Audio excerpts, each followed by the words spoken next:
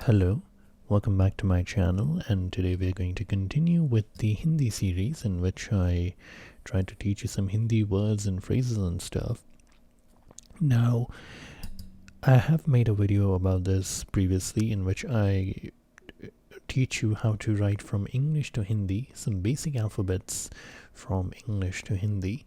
I have not really planned or prepared this series at all, or this video even at all. I'll just try to teach you some basic sentences and words and just see how it goes from there. I want to make this into a series so that you can learn something while also feeling relaxed at the same time.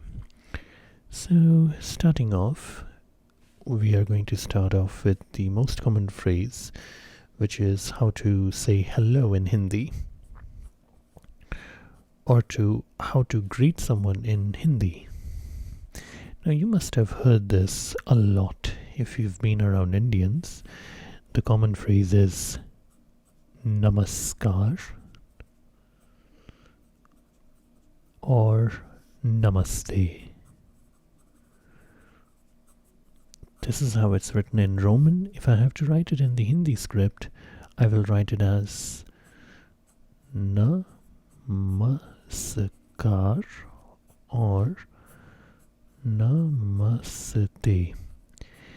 If you don't understand the Devanagari script, I would recommend that you watch my previous video where I show you how to write a lot of these stuff.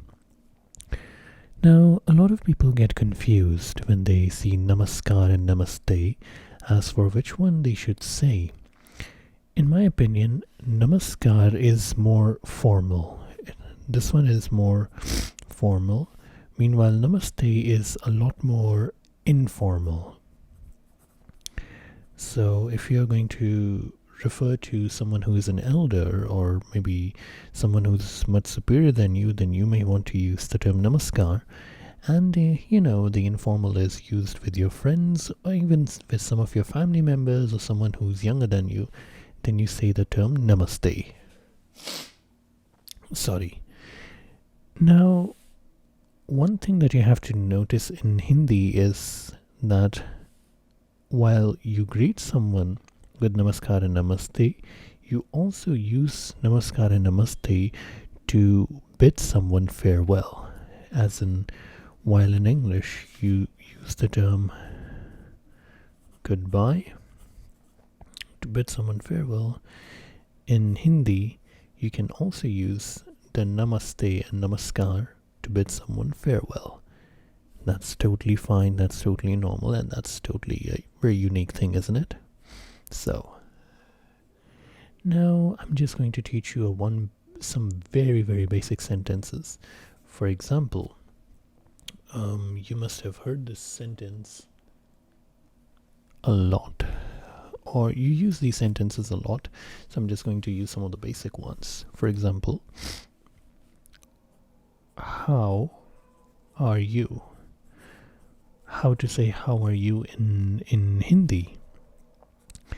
Now you need to realize that the way grammar works in Hindi is different to how it works in English. So you have how and you have the you. You is basically, I believe, the subject, and how is basically you asking how they're doing, and are is supposed to be, I believe, conjunction, which connects how and you together, right? I'm sorry, I've got some cold. Now, if you have to write this in Hindi, you say आप कैसे हो. Write it in Hindi like आप कैसे हो. Now, if I were to do a direct transliteration of this same phrase from Hindi to English, then aap means you, kaise means how, and ho means are. So the direct transliteration or literal translation would be you how are from Hindi to English. Of course, that makes no sense whatsoever, and of course that's because the way grammar works is different for both the languages. The reason why I'm telling you this is so that you don't get confused and you understand how sentences are formed in Hindi language. So, how are you? Aap kaise ho? Aap means you, kaise means how, and ho is are. A lot of these ha sounding words tend to be used for conjunctions and prepositions for some reason. So, now usually a question like this is followed by I am fine. How do you write I am fine in Hindi? मैं ठीक हूँ.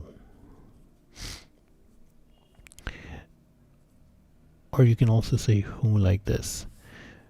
Now, मैं ठीक, this is the t sound. I don't know how to write t in English, or even if it's possible to write t in English. But in Hindi, you will write it as मैं ठीक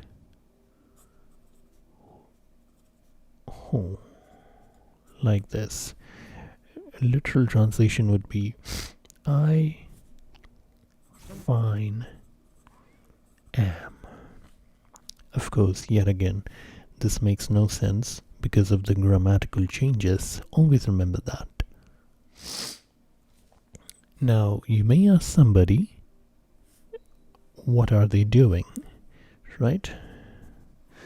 Like, what are you doing? Now, how to write this in Hindi? You write तुम क्या कर रहे हो? In Devanagari script, it's written as तुम क्या कर रहे हो? The literal translation yet again will be you what doing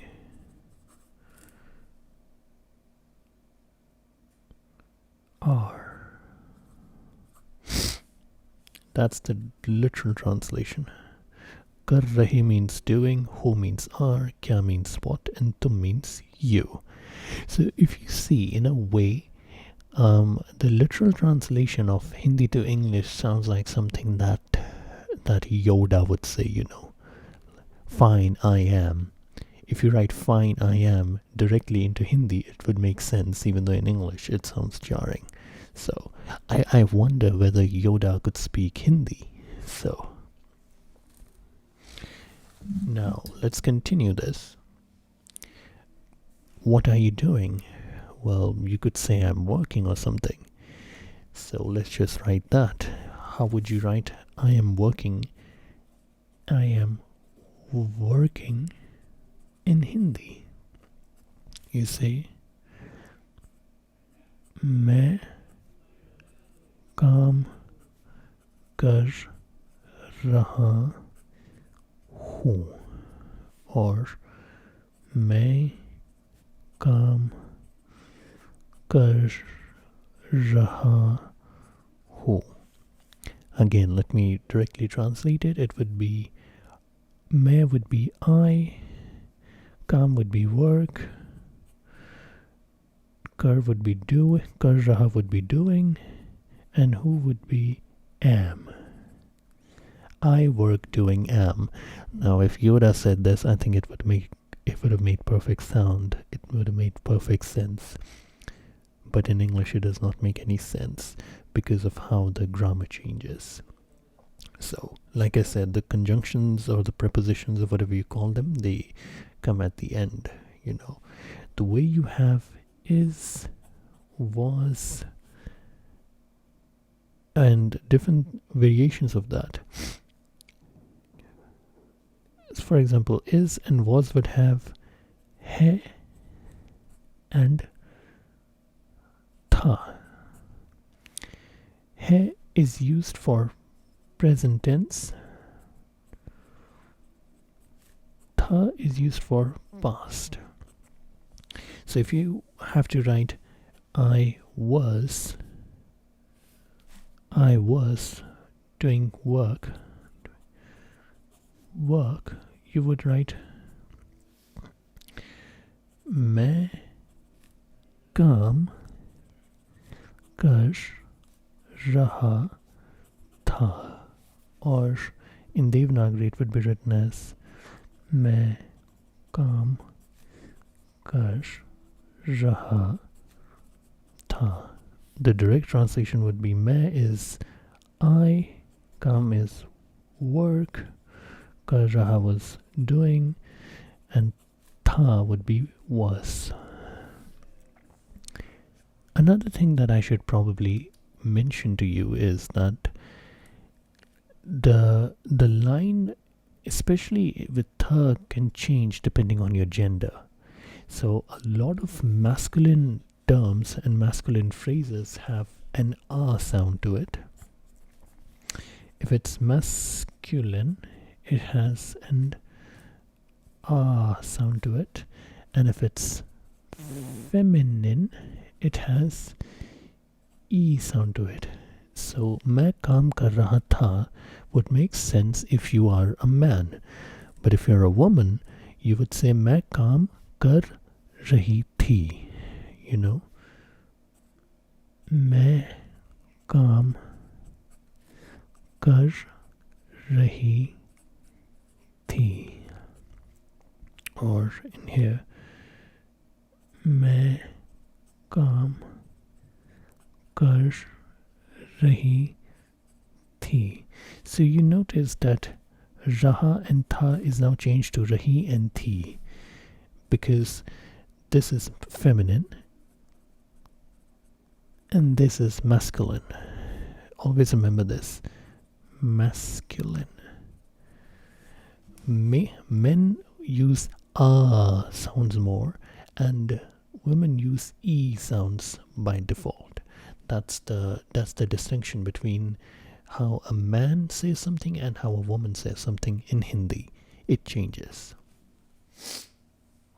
So I'm sure this is all a bit too much for a lot of you people, but yeah, Hindi is not a very easy language to learn in one go. So I would recommend that you practice this by writing it yourself so that you can get it more properly. अब अगर मुझे लिखना होगा, sorry, I mean if I have to now write I hope you are free now, or maybe I should ask, are you free now? That makes more sense and that's easier, right? So if you have to write, are you free now? So in Hindi I would write it as क्या तुम अब खाली हो, और क्या तुम अब खाली हो. The literal translation would be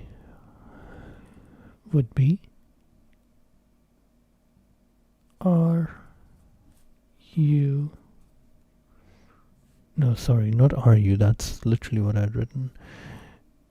So ho would be are, khali would be free, up would be now, and kya tum would be you. So this is how you would write it in. That's the literal translation from Hindi to English. Kya means what. Even though you don't really see a what here, the what is added in Hindi. If you don't want to, you also can ignore to add kya or what in your sentences, but yeah, I decided to add it. Now, if I have to write the same thing as I hope you're free now, maybe I should write it on the next page. Yeah. I hope you are free now. You would say, मैं आशा करता हूँ तुम अब खाली होंगे. This is a lengthy one, right? मैं आशा करता हूँ तुम अब खाली होंगे. And the literal translation of this would be, मैं would become I, Asha would become hope, करता हूँ means doing, and तुम would means you, अब means now, खाली means free, and होंगा means are. So if you try to read the literal translation, it says, I hope doing, you now free are, which makes literally no sense whatsoever. But if you have noticed, while here I said I hope, in here I said I hope doing, because that's how we say it. We say it like, well, I am doing a hope that you are free now. I don't know why, but that's how we just say it. It's kind of weird. It's kind of puzzling, but yeah.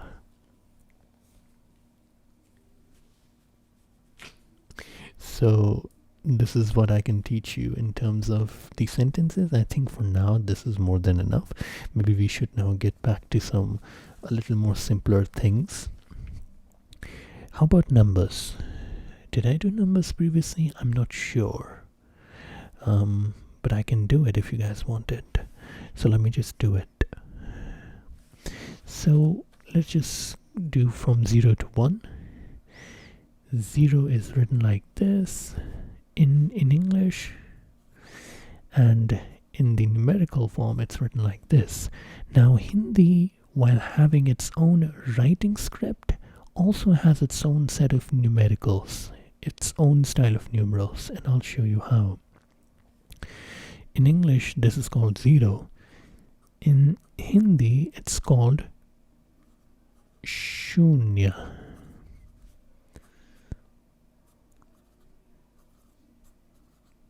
Shunya.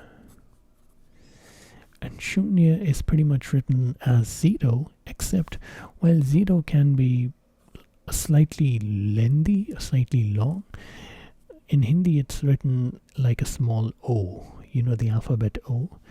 It's written in a small form of O. Then 1. Written like this or like this. In Hindi it's called ek. Ek. And it's kind of similar to how it's written in English. You write it like this. Then 2. Written like this. In English, in Hindi it means do. Not do, do. I don't know how to exactly write do in English, but yeah. This also looks kind of similar to the English though, to the English too, like this, kind of similar. Then 3, which looks like this. 3 is teen.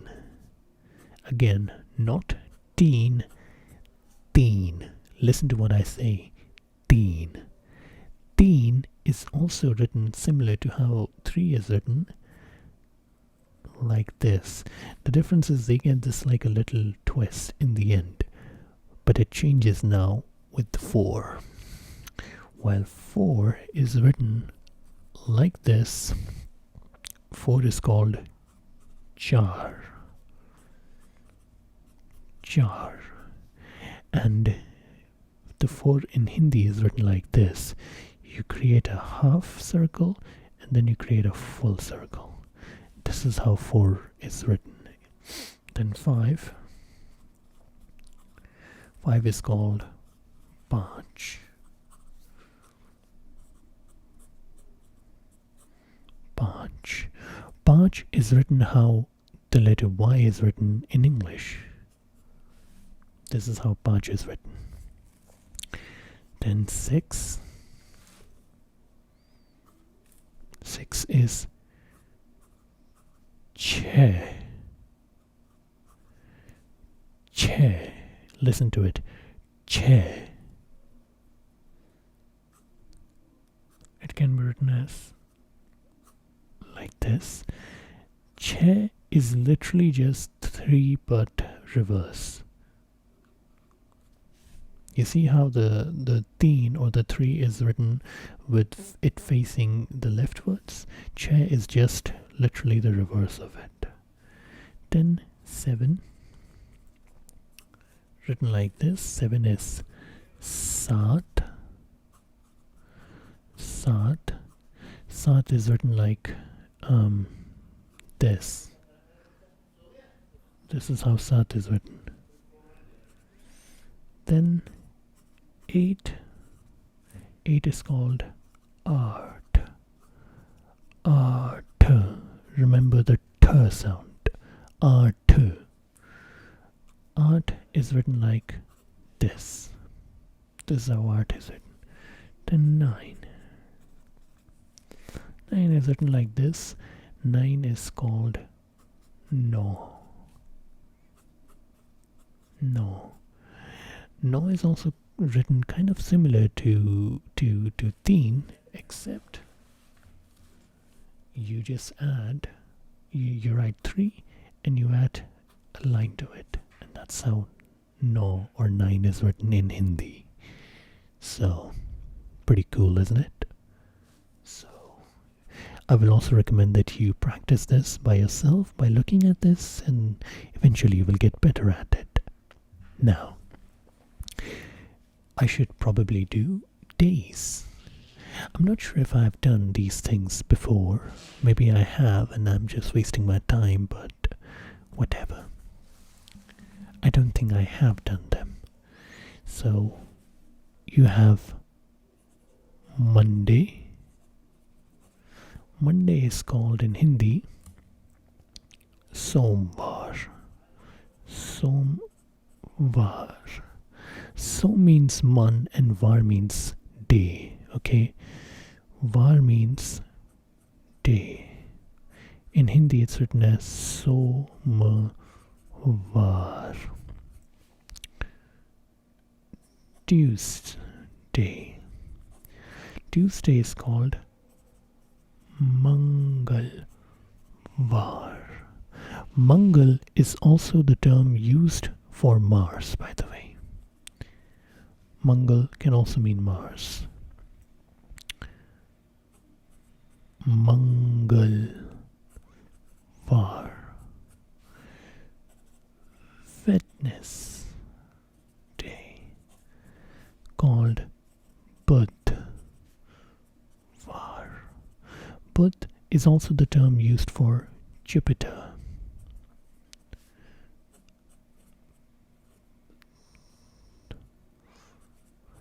I don't know, I'm not an expert in Greek mythology, so I don't know if the Greeks also used to have their days separated in accordance to the planets that we have on our solar system, but that's how it goes amongst us.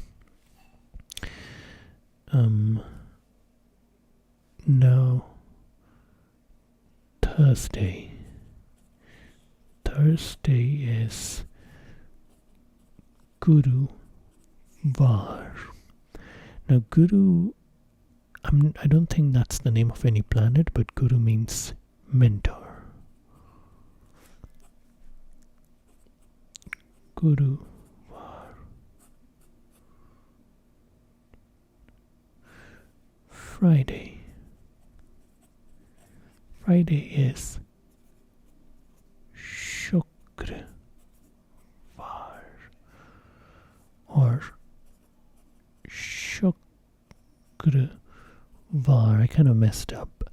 I don't know what planet is Shukravar, or what planet is Shukra? I think it maybe is Neptune. Maybe Neptune, I can't be too sure, I may have to check it, but I think Shukra is Neptune. So this day is dedicated to Neptune. Then comes Saturday, which I guess maybe you may be able to guess which one is this. Shani Var. Shani Var. For those who don't know, Shani is Saturn, and I think Saturday is actually dedicated to Saturn planet. So yeah, Shanivar. And last but not the least, Sunday, which is Ravivar. Ravivar. Yet again, like the name suggests, Ravi means sun, hence the name Sunday. So Var means day, and these all they have some different, mythological or even celestial meaning. So there's that. So what does that leave us with? Now I guess I'll just teach you some very basic terms. Because I don't want this video to be longer than 30 minutes. So now let's teach you what day is. Day, while Var also means day, the term Var is usually restricted to weeks. A day, as in the day or night day, is called din or din. Night, meanwhile, is called Raat. Raat. Morning is called Subah. Subah. Evening is called Sham.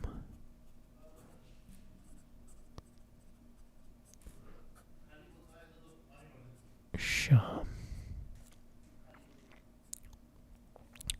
What else?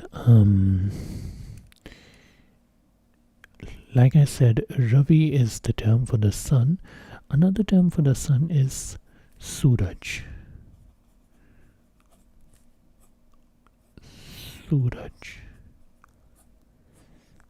Apart from Ravi, you can also call it Suraj. Moon can be called Chand. Chand. Or even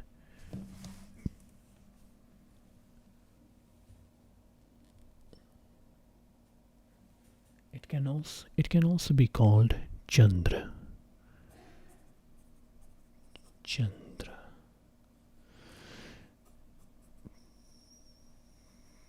Chandra. I'm sorry, I thought my phone almost like shut down or something. It has low battery, so I'm just gonna end it as soon as possible. Stars. We're gonna end it with stars. Stars are called Tara,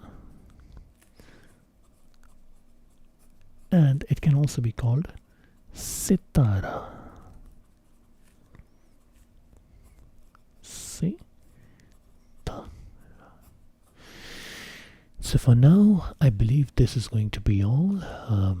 I'm sure you must have learned something. I'm sorry this was not a very well planned video, but I just wanted to make something. And I hope that you learned as well as got relaxed or something. I will see you later. Bye bye.